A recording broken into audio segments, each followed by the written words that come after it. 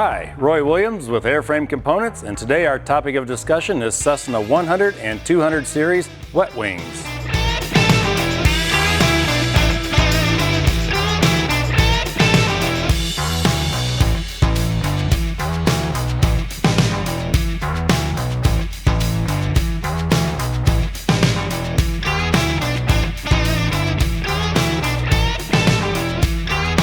Integral fuel tanks, or as they're colloquially known, wet wings, are common across many manufacturers of aircraft. Today, we are going to specifically talk about Cessna 100 and 200 series wings, but wet wings are great when they don't leak. They are the bane of every mechanic's existence when they do leak. So today we want to talk about what the inside of a wing structure looks like and how we can keep those sealed up. On this particular fuel bay I have in front of me, this is from a Cessna 182 wing. You can tell a wet wing because it has these oval-shaped holes. Before 1979, when they went to the wet wings, when the wings had the bladders in them, you could identify those with a round circular hole where the bladder was installed through the top of the wing. But on the wet wings, they have these what I call oval-shaped holes in each of the fuel bays of the wing.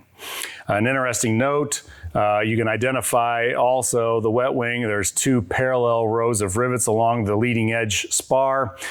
This fuel bay is built separately and then installed into the wing. You cannot access the spar to shoot solid rivets, so this fuel bay is actually attached to the main spar structure with blind rivets. A little urban legend story out of Cessna is the person who was in charge of structures for single engine would not sign off on blind rivets in the spar, so they had to go to the head of engineering to sign off on using blind rivets to attach the main spar to the fuel bay. It's worked since 1979 and continues to work well even today. But again, I have a wet bay in front of me here with the oval-shaped holes. What we find most often is a wet wing starts to leak over time, and if a leak occurs at a certain point in the structure, everyone assumes that the leak is coming from the opposite side of the structure directly behind it.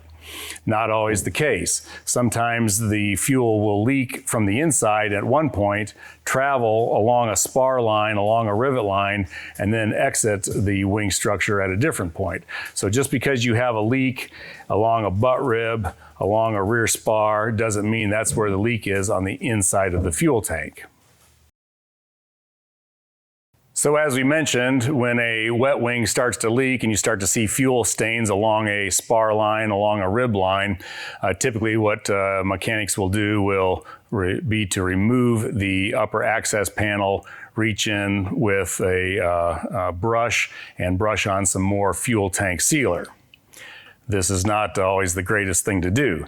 So today, for illustration purposes, I have a wing off of a 1980 Cessna 185 Skywagon, and this wing has seen multiple attempts at sealing leaks, as you can see by the different colors of different types of sealer that have been applied over the years.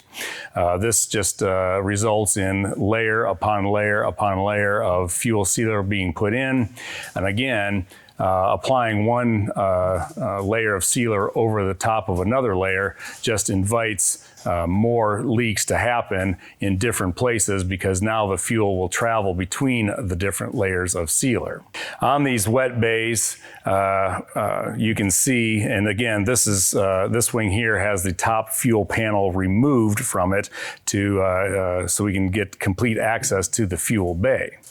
You can see on these particular bays the different colors of the original sealer and then a green layer of another layer, and then a pink layer of a different product that was put in there at one time.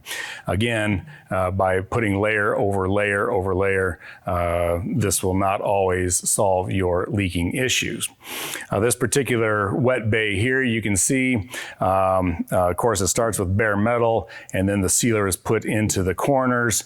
Over time, and this is especially true of the Cessna wings, it is my belief that the flexing of the rear spar due to the wing loads with the flaps deployed, if they're deployed at higher speeds, full deflection, that those are actually creating a twisting motion on the rear spar. And so typically the leaks will tend to start to appear along the rear spar. If you look along this old sealer, you can actually see cracks in the fillets along the corners of the sealer.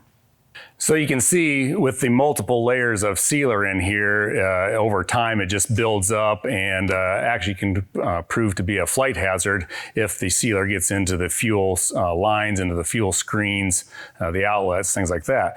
So the proper way to clean out the wing is to use a digester for cleaning out the old sealer and then applying a new coat of sealer.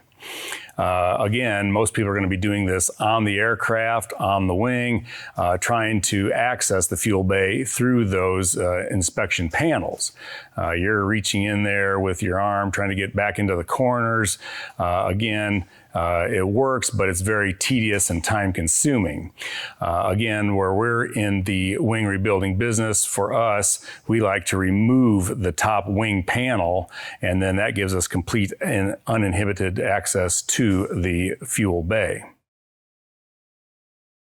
So here I have a replacement wing that is in process at this time, and with the upper fuel panel removed, you can see what the fuel bay looks like after it has been completely cleaned out. So we have used the Polygon sealer digester and removed all of the old sealer, and then we have tooled in brand new sealer all the way around the different mating surfaces.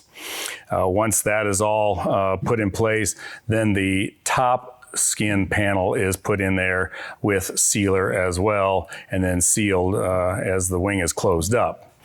This particular fuel bay is part of a complete wing rebuild with, of course, new structure and new skins as well. But the most significant portion of this rebuild is working in this wet wing area that we have here. Besides leaking along the rear spar, another common area for leaks to appear on the Cessna 100 and 200 series aircraft is along the butt rib. You'll notice blue stains along the wing root fairing right above the doors of the cabin.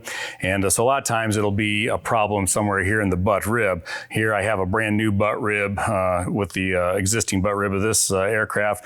A lot of times there will be a leak around the fuel quantity transmitter. A lot of times that can be easily fixed with just a new gasket around the fuel quantity transmitter.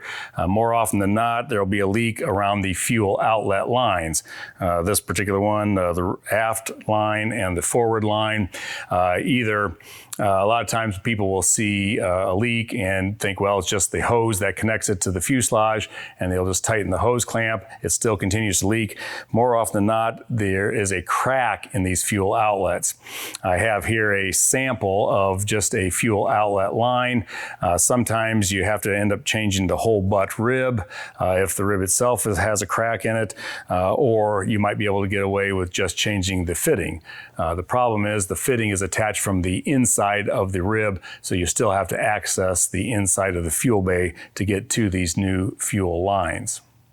As many mechanics can attest to, resealing a wet wing is tedious, time-consuming, and a dirty job, as many aircraft owners can attest to when they write the check, that many man-hours of labor go into trying to seal leaks in wet wings.